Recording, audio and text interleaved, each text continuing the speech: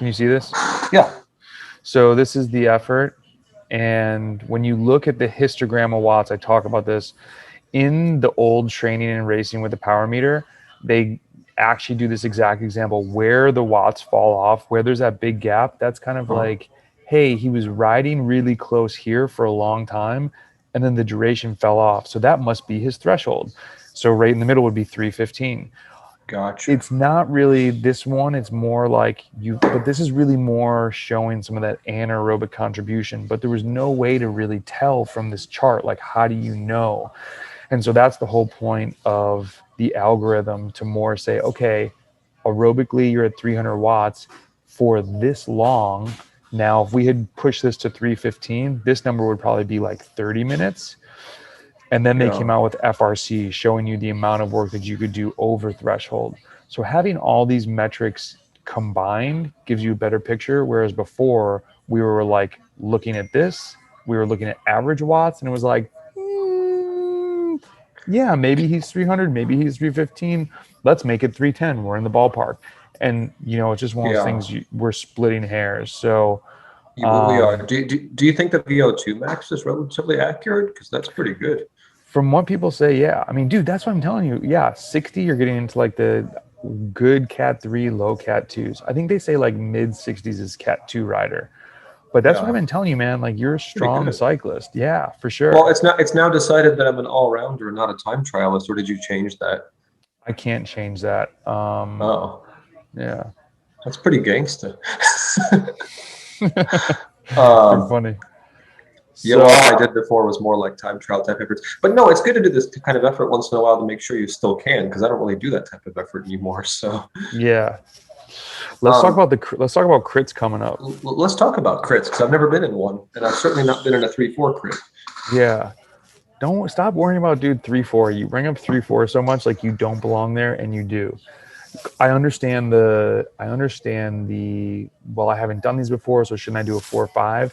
What I want you to constantly remember is just that, like, you're not going to learn any good habits or see anything great from a 4-5 crit. Not to diss 4-5s, but the more you get into these faster ones and better ones, the quicker you will acclimate. No, I got that with the road races. The 4-5 road races are actually slow. They're frustratingly slow. Yeah, and it's not. I don't really question your assertion that I've got the watts to be in a 3-4 crit or a road race.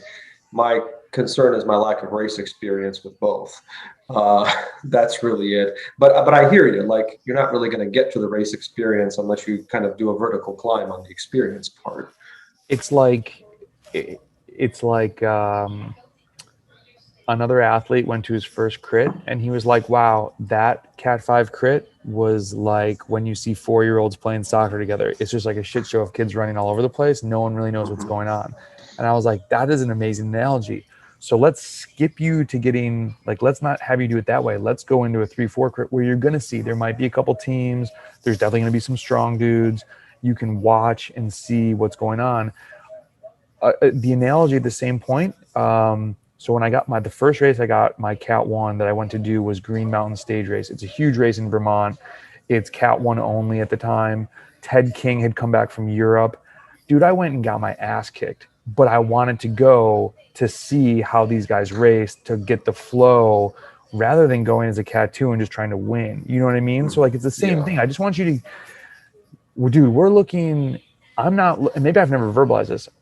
I don't care as much about your results this year in Cat 3-4 races, because I think you have the watts to be able to do Cat 2-3 races, Cat 2 races. Like, that's I think where we want to see you go is what we want to get the experience with. I'm not concerned about the watts yet at all. Like, we kind of talked about this, and just to your mention before, like, you're almost too strong for a 4 or 5 race, because you're too strong that you're like, this is really easy, but just not strong enough to ride away from 30 guys. So you're in that funny place where it's like, that's when I'm like, dude, you don't need to be here. You need to be in the next race. Not strong enough to ride away from 30 guys by myself. Exactly. And again, I was open to offers to ride away with someone else, but it never happens. It's just hard. People don't get the dynamic yet. And it's even in a 1-2 race, man, like, I'll get up the road with some people, and people aren't making the decision fast enough to commit. And it's just like, you can tell who's a new cat 1 or 2. It's like, dude, there was no time to think. Like, everyone's back. We missed that boat. Like, get back in the mix and let's try it again. It's just interesting because, like, when you look at my effort yesterday, like, not to say you can take a 1.01 VI effort and translate it to a race environment, but I mean, if I had just like gone off the last half hour of Tiger Town and put out that wattage, I would have stayed away from the whole pack. Dude, you're strong enough. It's just the timing and making, it's. But it would have had to be, like you say, an impeccably timed attack, because timing is absolutely everything. They would have, if it was downhill, they would have surged and caught me. If it was uphill, it's a little bit less clear. Well, this is one of the flattest routes uphill around. They might have some momentum, and then you're going slower, and it's a lot of factors at play. But so the crit, basic things, it starts from the gun. Like, people will be clipping in and sprinting. I didn't tell somebody that. It sounds obvious. I didn't tell somebody that, and he was like, the gun went off and he was ready to like casually clip in, and people were like riding away. Yeah. You want to try and we joke, it's the storm out of the barn. It's the race to the start line, meaning you want to be not warming up to the last second and getting there and being last. Do you know what the rubber band is? Like, how as a group goes, say there's 40 guys, as a group goes around the corner, the first 10 are going at the speed they want, controlling the speed. The middle bunch is like is braking, and as guys are accelerating out of the corner, the people in the very back are just starting to brake. So as people come around the corner and are taking off, the middle guys start chasing, and the rubber band gets longer, and the people in the back are just taking the corner as these guys in front are at full speed, and then you're really sprinting out of the corner. So it's this and the rubber band. I wouldn't have put it that cleanly, but I've observed that dynamic in the road races. Yeah. So it's going to be amplified in the crit. So if you're at the back, you're surging. It's like a workout where if I told you, okay, go out and hit 600 watts for 10 seconds and then settle in the tempo, 600 tempo. Eventually, you can't do it anymore. Times 40. Yeah. Meanwhile, the guys at the front are doing tempo, threshold, much less fatiguing. So that's where you want to be. You want to be you want to be very close to the front. And yes, like we talked about another time, if you have to spend a little energy or match to get that position and to suck a little wind to get up there, totally worth it. Okay. The middle can also be referred to as the washing machine. It's quite chaotic. I've heard that. It's, if you are not moving up, you are moving back, literally. Like, you can blink and you're like, I'm in a good position, I'm going to chill here. Bad idea. Exactly. I've had that happen in road races. It's take inventory of the people that look nervous and get the hell away from them. You're going to see them. They're newer. They're not used to riding in a pack still, maybe. They might be a 4 that did a bunch of races but never really did a crit. So, but the thing is, you ride with 1s, 2s. It doesn't have to be a crit. You're around fast people. You're going to see some new riders possibly. Just steer clear. If something goes up the road, if there's 40 guys and one guy goes off the front, he's probably not going to stay away. Somebody might try and bridge up. Somebody bridges up. Like, you want to, if there's 10 guys going up the road, you want to be in that, because one thing that people don't always think of is, say there's 40 people, 10 guys go up the road. Well, now there's only 30 chasing, but really maybe 10 are chasing and 20 are like sitting in, hanging just on. Just chilling. Yeah. So not chilling in a crit, but you know what I mean. No, but yeah, I mean, sometimes in the back, some people sit in the back, some are there just to ride for an hour, and they're okay getting dropped. So like, there's a stereotype, as I understand it, of people who do a ton of mid-pack finishes like this and upgrade fast, but haven't really learned to race. Very true. There's a lot. I mean, I can go on the experience points track and just ride 20 of these. It doesn't matter how I finish as long as it's with the pack, right?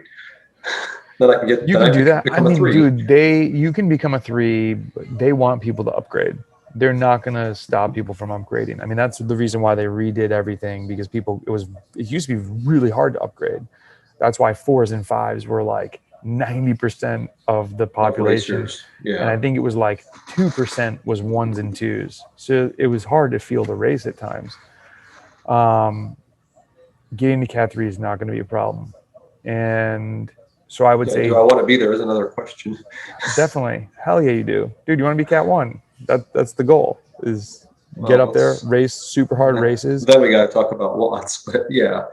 That's why I'm telling you, we're not worried about watts yet, because you need to get to the Cat 3, get in there, do those races. It's like a stair step. You got to stair step the watts and stair step the progression of the racing and who you're racing against. And, that's why I want you to do. We do some of the group rides with faster guys. Like, there's just so many things that you need to taste to continue to improve on all aspects of it. Yeah. Said differently, the guys that are only inside, only doing Zwift, only focusing on watts, they go to a race and race other people, and they're like, wait, what? Yeah, it doesn't. Big FTP, no experience, does not blend. No, it does not. I mean, you actually raise a good point. Even though I haven't done any races until this year, just the fact that I've been doing like these worlds rides with 2s and 3s, local 2-3s, and I mean they're fast. They're fast. They're legitimately fast. They may not be P12 fast, but I mean they're fast. They're definitely faster than me. I feel like that's taught me a lot about riding in packs. Well, 100%. That's not to say that I'm great at it, but when I was in these 4 or 5 races, I saw things being done that I had unlearned to do a long time ago. And I thought I was just doing some local group rides. What do I know about races? But it turns out that actually there was a lot of good experience already accumulated. Dude, 100%. I mean, I could tell when we first started talking about training and racing and whatnot, just the things that you said and kind of like where your acumen was at. I was like, oh, this dude is clearly ridden with people before. It's, those conversations and even just comments and Training Peaks and things in emails or whatnot, I can get a sense of, where on the totem pole is this person at. And that's one reason why I think, you just shook your head of like, oh, I'm the super new guy. It's like, you're not really. Like, if we had this conversation with you 2 years ago, it would be much different, obviously, than right now. And that's why I've really been more trying to push you into these races, because I wouldn't do it if I didn't think you were ready. And I feel you, and I appreciate that. And the uptake has been fast. But just keep in mind that in March 2020, I was riding my trainer, and I thought, if I could hold 200 watts over an hour, it was a good day. And before that, I was just riding my Roubaix around the countryside. Like, it's been a pretty rapid progression. It has, but that's what like focus training does for somebody. Dude, I remember. I'll never forget this memory of like. We had club training races. They upgraded me to race with the Cat 4s. I got dropped so hard, like just watch these dudes ride away like an hour and a half in. And I remember being like, I'm just not strong enough. And then it was later that year I was a Cat 3, and the next year I was a Cat 1. And it's like, I didn't do anything special. I raced a lot, and I had someone who was like, this is what you're going to do, and just do what I tell you. I was like, cool, I'm in. It's when you're super focused, you are super consistent. I cannot tell you, Alex, how many people, like, I'll open up Training Peaks and just 3 days are red, and they're like, oh, things came up. And it's like, cool, I get it. They're just not on a track. They're not going to. You got to have commitment to sparkle motion. And it's your consistency is, I don't know if you've heard it. It's like, but it's pretty damn good. Dude, we're not really talking about skipping workouts much, no. Dude, I look back. I don't think. Okay, 2 weeks ago you missed a recovery ride. You don't skip workouts. Well, I try not to. You don't. Trust me when I tell you, there are a third of athletes, I will say, are in your boat of really dedicated to it. And so the other reason is that I want you to do some of these races with Cat 3-4s is, from what I had always remembered, was when I got to Cat 3, that's when I started seeing other super dedicated people. Like, from day one, when I fell in love with cycling fast, I was like, okay, I want to be a Cat 1 one day. And it wasn't until I started doing regional Cat 3 races that I was like, oh, damn, I'm going to field of 50 dudes. Everyone is training. It was super hardcore. And that was really motivating to me, though, because, being in the Southeast, you get to do a lot of races without having to go too far. There's a lot of stuff in Georgia, Florida, whatever. Also, Thank you. Whereas for me, there was stuff within 3 hours, but it was really more local. Like you could be a big fish in the little pond very easily, but then I would drive 5 or 6 hours and it was a whole different ball game. And I was like, whoa. Down here in the Southeast, the competition I would say locally is much better. I don't know why that is, but I actually think part of it is geographical. Where I lived, Canada was right above it. So we really were only dealing with 3 hours south of us. Not to mention just a long growing season. Yeah. So either way, but dude, the Cat 3 But races will be good for you. let me ask you a question. Mm-hmm.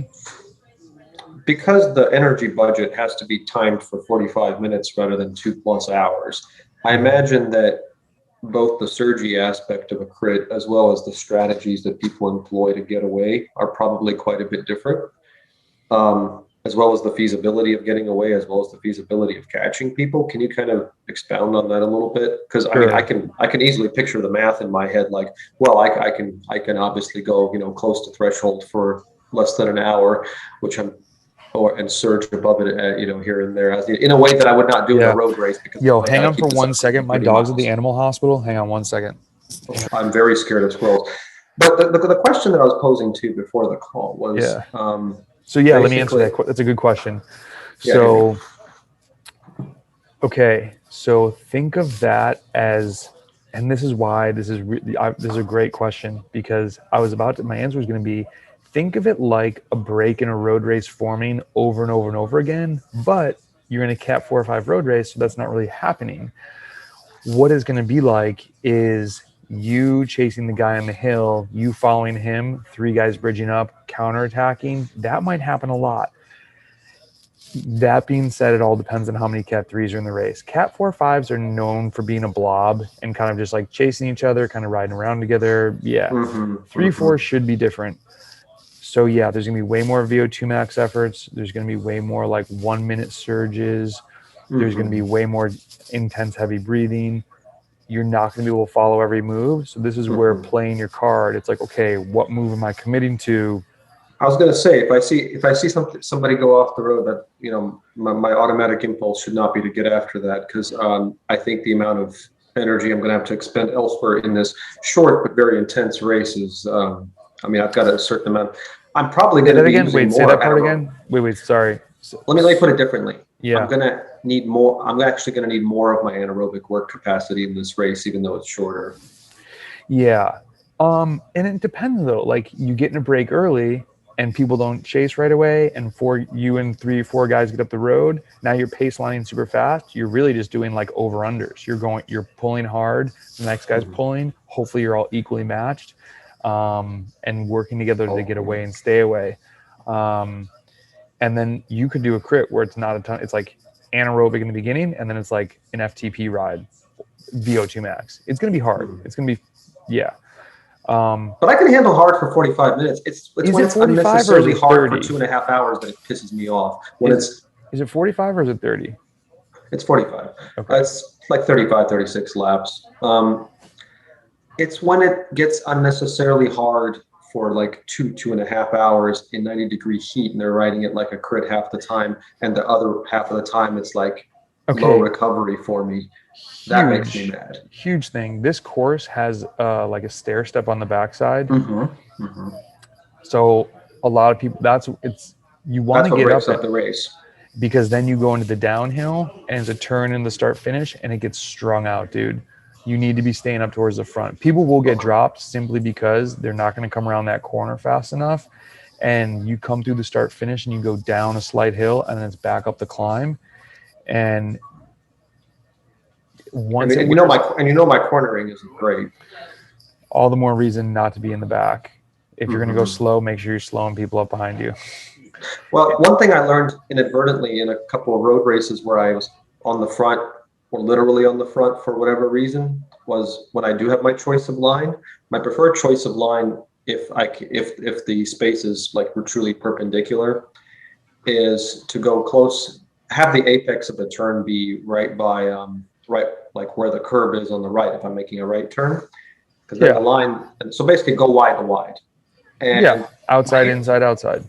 Well, aside from the fact that it's the optimal tangent line to the corner, the reason when I have my choice of line, I take it that way is because it doesn't seem like anybody can really come in under me without hitting curb. It doesn't seem like they can really go over me without hitting curb. That's called when people dive bomb and they come in and cut the corner. That's super annoying and frowned upon. So no, you're taking it the right way for sure. If I can get away with it. Just keep in mind, my tolerance for how much I can lean my bike is still a work in progress. There's not much leaning in this one. It's a little bit, but. Oh, are the arcs not like? It's not horrible. Let's just put it that way. Okay. You get to ride the course first too, and actually, that's assuming that they're going counterclockwise. I don't know which way they're going. But either way, that hill. But there is a riser. There's a rise. It's a rise. It's a rise for sure. I hear that's where it gets broken up, and I mean that's apparent from a couple of videos I've watched of this thing. Totally. And I have no idea whether I can really sustain that, but stop thinking that you can. I'm optimistic about 45 minutes. It's when they do all these surges and it's 2.5 hours that it pisses me off. It's like, why are you doing that? Well, it's wearing people down and it's making people upset that they're doing it, and it's right. Yeah, I mean, but for 45 minutes you're good, and just stay towards the front. Watch people trying to get away. People will probably get away at some point. Yeah, I mean, I don't expect to have a good result in this one. Now, I'll tell you what. Wait a minute. What? Why? Dude, I mean, we literally just talked about your watts. You're going for the podium. Well, of course, I'm going for the podium. No, you're not, because the way you just talked about it, you weren't. Well, no, I figured to talk from an actuarial statistical point of view about the likelihood of my getting there, and that's what I'm talking about. Is with that mindset is 0.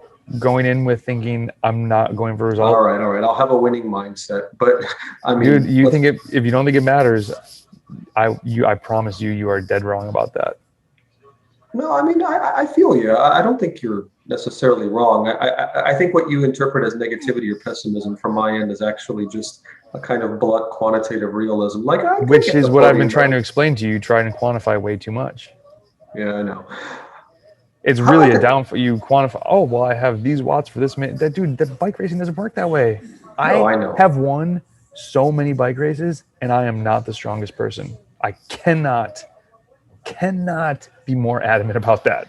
The problem is with my experience situation, I've set up the opposite at the moment, where situations which favor watts for me are more favorable at the moment, because I'm not that great of a strategist. I mean, I'd like to get there. Which is why you go do it. Yeah, you get the practice and you go learn and you go do it. But to go into a race being like, I'm not going to do well, you're right. You're not going to do well if that's how you show up.